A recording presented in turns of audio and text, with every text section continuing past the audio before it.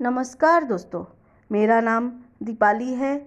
मैं blessing team Bhubaneswar से हूँ।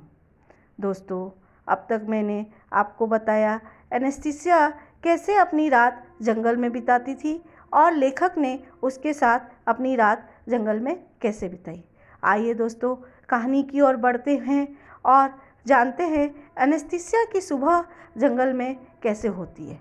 तो दोस्तों, आज मैं आपके लिए लाई हूँ व्लादिमीर मिग्रे की रचना एनेस्थीसिया के भाग 6 का एनेस्थीसिया मॉर्निंग या एनेस्थीसिया की सुबह का कुछ अंश। दोस्तों, आपने आगे जाना था कि एनेस्थीसिया कैसे भालुओं के बीच से घिरी हुई एक गुफा में सोती थी घास पे। तो जब सुबह होती थी, एनेस्थीसिया उठते ही उसका सबसे पहला काम होता था कि पेड़ पौधों में पड़ने वाली सूरज की किरणों को अपने हाथ से आकार देना या उनको रास्ता बताना, जैसे वो बता रही हो कि तुमको किस दिशा में प्रतिबिंब होना है। कभी वो ओस की बूंदों को छूती, कभी वो फूलों को तोड़ती। इस तरह से वो घूमती फिरती प्रकृति का आनंद लेती रहती थी।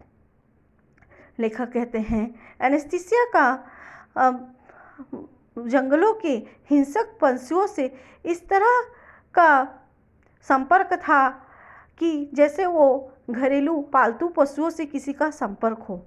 एनेस्थीसिया का एक आंखों देखी हाल बताते हुए लेखक कहते हैं, मैंने देखा एनेस्थीसिया किस तरह से एक भेड़िए के बच्चे से खेल रही हो, जैसे वो घर के कोई पालतू पिल्ले के साथ खेल रही हो। एनेस्थीसिया कभी उसके ऊपर से कूद जाती, कभी उसको दोनों पैर से उसके ऊपर छलांग लगाती, कभी दो पेड़ों को हाथ से पकड़कर झूल जाती। इस तरह से वो उसको तंग करते हुए उसके साथ खेलती। कभी वो कोई पेड़ के तने को ज़ोर से हिला हिला के अपने अंदर ऊपर कोई पदार्थ गिराती, जैसे कि कुछ उसको मॉइस्चराइज कर रहा है, कोई क्रीम, अपने नहाने से पहले जो क्रीम लगाते हैं, और वो झील में कूद जाती नहाने के लिए। और कुछ पशु इस चीज़ की में रहते कि कब एनेस्थीसिया उसको इशारा करे और वो भी उनके साथ, उनको वो सौभाग्य प्राप्त हो कि वो एनेस्थीसिया के साथ नहा सके और एनेस्थीसिया के साथ खेल सके। लेखक का कहना है एनेस्थीसिया को ना तो खाने की चिंता थी, ना पीने की चिंता थी। वो सारा दिन जंगलों में ऐसे ही विचरती रहती थी। प्रकृति उसको खुले हाथ से दे रही थी और वो प्रकृति से खुले हाथ से ले रही थी। जब उसे भूख लगती तो वो उसके एक इशारे पे गिलहरी उसको देवदार के नट ला के दे देते जो कि छिले हुए रहते। उसके दूसरे इशारे पे उसे मशरूम ला के दे देते। ना तो उसे संचय करने की ज़रूरत थी, ना उसे उसको कमाने की ज़रूरत थी। लेखक का कहना है जहाँ एक आम आदमी सारा ज़िंदगी इसी चीज़ में बिता देता है कि मैं कैसे कमाऊँ और कैसे संचय करूँ, वहीं प्रकृति से एनेस्थीसिया खुले दिल से सारा चीज़ ले रही थी और प्रकृति उसे खुले दिल से दे रही थी। एनेस्थीसिया को न तो सर्दी की चिंता थी, न गर्मी की, न बरसात की।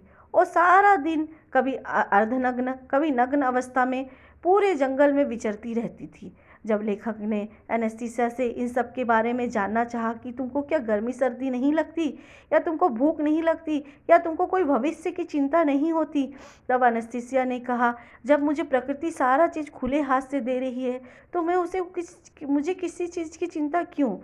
एनेस्थीसिया लेखक को बताती है कि उसके पैदा होते ही उसके माँ बाप उसे जंगल के एक मैदान में छोड़ के चले गए थे और जंगल का हर पशु उसका माँ बाप बन गया था। हर पशु, चाहे वो भेड़िया हो, हिरण हो या गिलहरी हो, हर माँ उसके लिए स्तन खोल देती थी, जैसे पूरा जंगल उसको मातृत्व प्रदान कर रहा हो।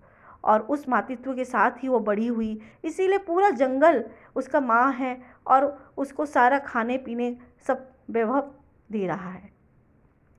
लेखक बोलते हैं कि तुमने क्या जानवरों को ये सब प्रशिक्षण तुमने दिया है? तो एनेस्थीसिया ने बताया, जब हम खुद नहीं कर पाते तो प्रकृति खुद ये सब कुछ करवाती है, लेकिन मुझे लगता है यह सब मेरे पूर्वजों ने जानवरों को दिया है। एनेस्थीसिया को जब भी भूख लगती है वो अपने दोनों हाथों को फैलाते ही गिलहरी देवदार के नट्स ले आती है, और थोड़ी देर बाद भूख लगती है तो कुछ मुंह से आवाज़ निकालते ही उन लोग मशरूम, सूखे हुए मशरूम, तो एनेस्थीसिया सारा दिन जंगलों में देवदार के नट्स, मशरूम, ये सब चीज़ खा के ही बड़ी होती है। लेखक इस कहानी के द्वारा हमें बताना चाहते हैं कि प्रकृति हमें हमेशा खुले हाथ से देने के लिए तैयार रहती है। तो इसलिए हमें ज़्यादा नहीं सोचते हुए हमेशा प्रकृति के साथ जुड़े रहना चाहिए। अब तक के लिए इतना ही दोस्तों, नमस्कार।